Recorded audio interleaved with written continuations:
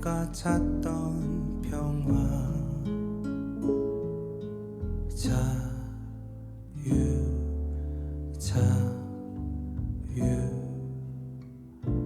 내가 찾던 자유 지금 이곳에 어느 곳에서도 찾을 수가 없었지만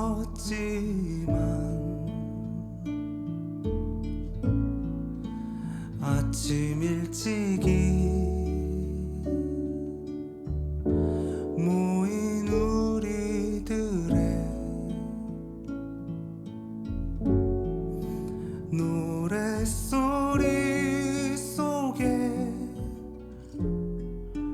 당신의 평화 민주화를 하려고 해도 박정희 정권이나 독재 정권이 들어서서는 그 민주화 세력을 용공 세력으로 전부 다 몰아버렸습니다. 그때 고민이 우리 사회의 민주화를 위한다. 이런 일을 하자면은 결국 민족 문제에 대한, 그러니까 남북 문제죠.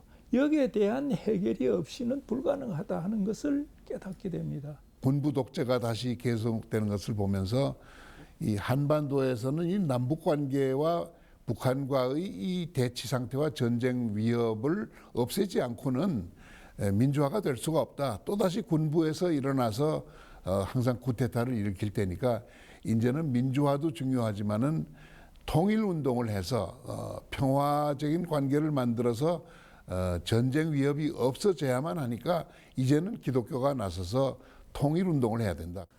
그런데 통일 쪽 눈이 갔지만 아직 한국 기독교의 정서는 반북적이죠. 그때만 해도 통일 문제에 대한 토론도 제대로 할 수가 없었어요. 5공화국 때. 그리고 평화 문제만 얘기를 해도 이적 행위라고 그래가지고서 감시를 당하던 그런 때였기 때문에 참 어려워서 우리가 일단 국내에서 못하면은 해외로 나가서 우리가 이 문제를 하겠다. 그렇고 가능하면 세계 교회와 함께 하겠다. 그래서 WCC하고 CCA와 함께 일본 동경 근처 도산소 그 YMCA 훈련장인데 거기에서 84년 10월 달이죠. 일본 도산소에서 열린 국제회의에서는 전 세계의 교회가 함께 화해의 복음을 전제로 한반도의 평화와 통일의 구체적인 실천을 이루자는 협의를 이끌어냅니다. 그리고 북한 교회도 그 뜻을 존중하고 따르겠다는 메시지를 전해옵니다.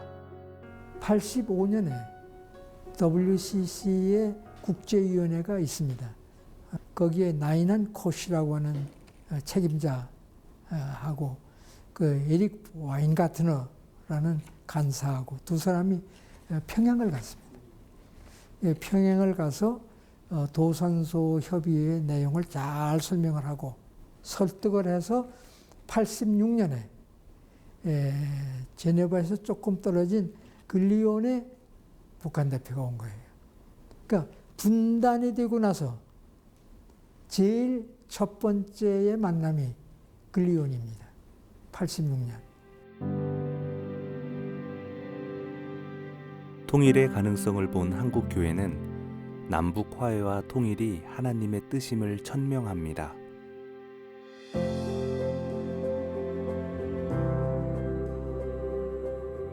(1988년 2월) 서울 연동교회에서 개최된 한국기독교교회협의회 총회에서 발표한 민족의 통일과 평화에 대한 한국 기독교의 선언, 이른바 88선언이 바로 그것입니다. 예수 그리스도의 고난과 부활은 인간들의 분열과 갈등을 극복하기 위한 것이라 밝히며 시작한 선언문은 정의와 평화를 위한 교회의 선교적 전통과 지금의 현실과 반성, 그리고 통일의 기본 원칙과 한국 교회의 과제 등 총 6개 항목의 선언문으로 마무리됩니다. 분단이 원죄다 하는 겁니다. 그래서 이 분단이라는 이 원죄가 있어서 정치적으로나 경제적으로나 뭐 국제적으로나 전쟁도 일어나고 모든 것이 이제 분단이 원인이기 때문에 어떻게든지 분단을 극복하고 청산하는 것이 분단 체제를 극복하는 것이 기독교의 사명이다. 그러면 이 분단을 극복하기 위해서는 어떻게 해야 되겠느냐? 제가 5가지 원칙을 얘기를 했습니다. 민족 우선의 원칙, 그다음에 평화 우선의 원칙, 교류와 신뢰 우선의 원칙, 그리고 인도주의 우선의 원칙, 그다음에 민중 참여의 원칙.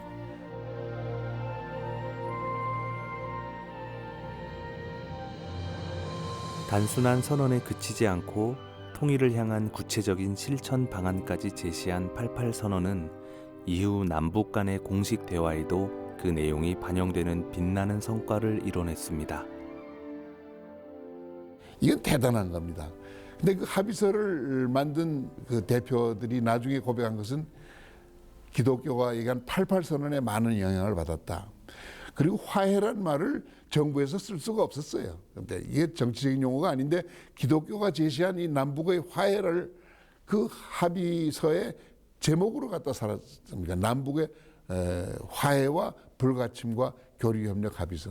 그 세속적인 정치 세력이 화해를 할 수 있도록 이끌어낸 아주 중요한 모멘텀을 88선언이 제공을 했습니다. 기독교적인 역사뿐만 아니라 그것이 통일에 대한 희망을 주었다는 점에서도 상당히 88선언은 그저 높이 평가해야 될 것이라고 생각합니다. 우리 역사에서 88선언만큼 교회 및 일반 사회에 민족사적인 의미를 부여한 것이 난 없다고 생각합니다.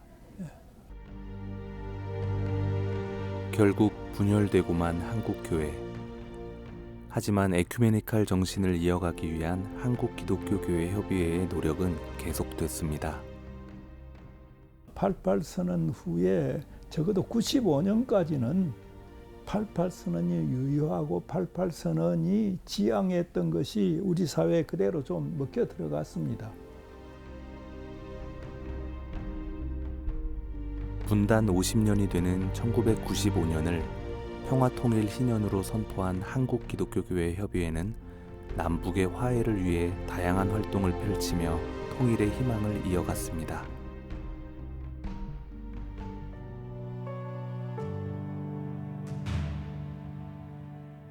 정부의 거센 탄압과 분열된 교계의 반발에도 불구하고 세계 교회와의 협력을 통한 남북한 교회 간의 교류는 90년대에도 계속됩니다.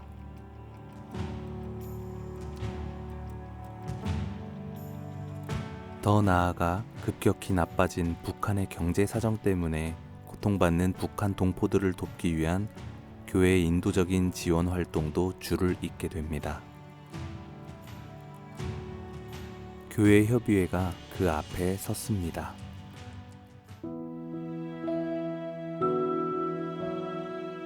아직 끝나지 않은 숙제가 있습니다. 1980년대부터 이어온 한반도 평화의 염원은 여전히 계속되고 있습니다. 세계 평화의 시작이 될 이 땅의 평화는 언제 찾아오는 것일까요? 네, 2021년부터 2023년까지 3년 동안 진행을 했습니다. 이제 정전 70년이 2023년 7월 27일인데 지금 한반도에 종전이 필요하고 또 한반도의 평화가 이제부터 시작되는구나 라는 것들을 좀 저희 시민단체랑 종교 7대 종단에서 고민을 한 끝에 종전평화 캠페인을 좀 진행하자. 350개 시민단체랑 70개의 세계 종교 그리고 시민단체랑 함께해서 진행한 3년 동안의 서명운동 캠페인이었습니다. 20만 명 정도 받아서 UN 사무처 그리고 이제 한국 UN 대표부 그리고 미국 국무부 그리고 중국 그리고 일본 이렇게 해서 전했었습니다. 이거를 위에다가 최대한 한반도의 종전과 평화를 넘어서 전 세계 평화까지 우리는 다시 여기서 에큐메니칼의 정신을 발견합니다.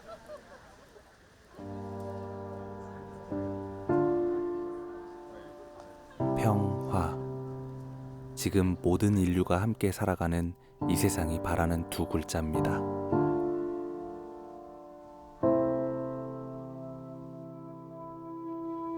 우리의 미래는 바로 평화 두 글자에 달려 있습니다.